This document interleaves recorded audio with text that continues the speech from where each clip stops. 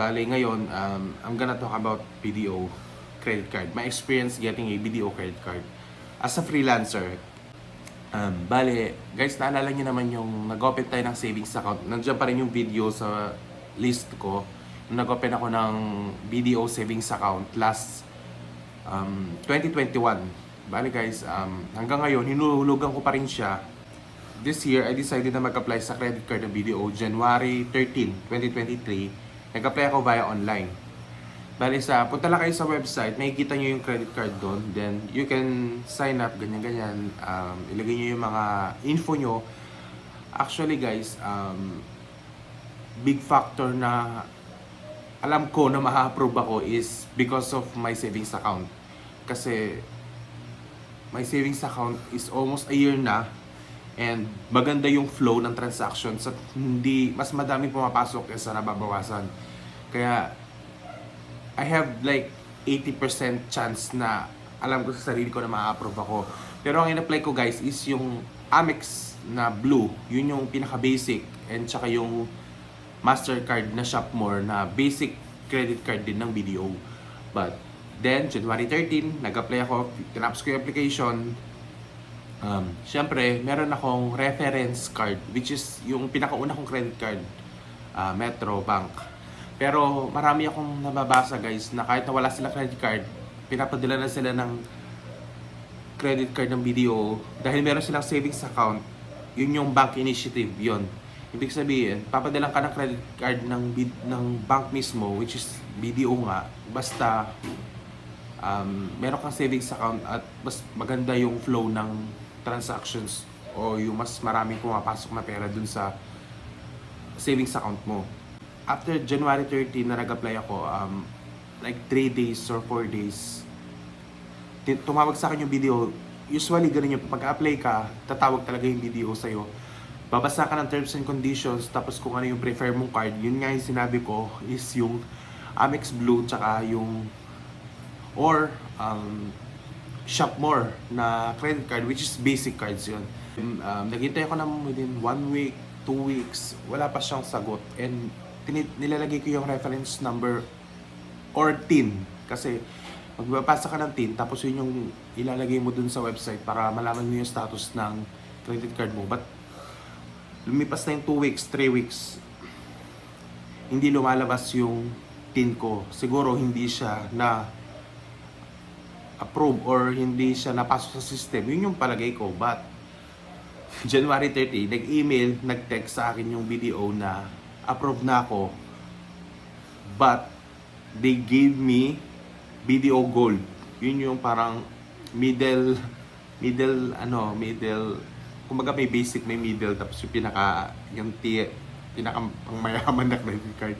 Yung pinaka gitna, yung middle, yun yung binigay sa akin, which is American Express Cashback, which is equivalent to gold nila ng Amex.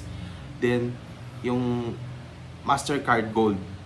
Papakita ko sa inyo guys yung itsura ng dalawang credit card. By the way guys, sa BDO, pag pinadala ka nilang 2 cards, it means shared limit yun. Ibig sabihin guys, isang credit limit, nagkahati yun, dalawang credit card. Pero dalawang promos din naman, yun nga yung Amex, may cashback, tapos yung Gold, may mga discount dahil sa Mastercard and buy now, pay later, yan, mga ganun. Yung papakita ko muna sa inyo is yung Gold. Ayan. Ayan siya guys. Ayan. Nakalagay siya niya. Ayan, no? Ayan. Gold. Ayan. BDO Gold. Then yung pangalawang card na in-approve sa akin is ito.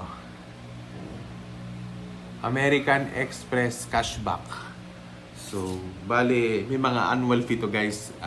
Unlike sa mga basic. Kaya basic yung in-apply ako kasi mas mababa annual fee and siguro madali na lang mag-negotiate ng mga waive for annual fee dahil mas mababa lang siguro yung spend requirement para ma-waive yung annual fee. But yeah, in-approve nila sa akin yung Gold kasi magbabase sila siguro nagbase sila dun sa sa annual salary tsaka dun sa flow nung savings account ko kung magkano yung pumapasok.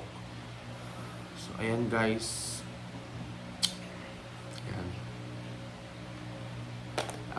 Bali, kinigip ko pa rin siya kasi dito kasi sa amin, sa probinsya, SM lang naman ang pinakasikat na mall. And mas marami talagang benefits kapag BDO yung card mo dahil yun nga, SM nga, may mga buy now pay later, may mga 10%, 30% off, may mga freebies na makukuha using BDO credit card. So yun nga guys, if you have any questions, mag-comment lang kayo sa baba, sasagutin ko yan lahat. If freelancer kayo, huwag kayong mawala ng pag-asa kasi naka-join ako dun sa group ng mga credit card sa Facebook. May mga nababasa ako dun na na-approve sila kahit na wala silang credit card. Basta meron kang savings account. Lagi ko kasi sinasabi na kapag meron kang savings account, dun ka mag-apply ng credit card. If ever, like dun nga sa aking Metrobank, diba, meron ako savings account dun, nag-apply din ako dun ng credit card, then I got approved. Kaya kung saan yung bangko niyo, mas maganda talaga kung matagal, like 1 year, ganyan, mahigit na, dun kayo mag-apply ng credit card kasi dun nila pagbabasihan yung loyalty nyo. Parang loyalty yun eh. Loyalty nyo as a client. So, yun nga guys. If ever na hindi kayo na-approve online, marami na rin akong nabasa na na-approve sila sa application nila sa BDO, sa mismong SM, sa may cashier doon. Pag nag-buy kayo guys, sabihin nyo, pwede kayong mag-apply ng credit card doon, bibigyan nila kayo ng form din.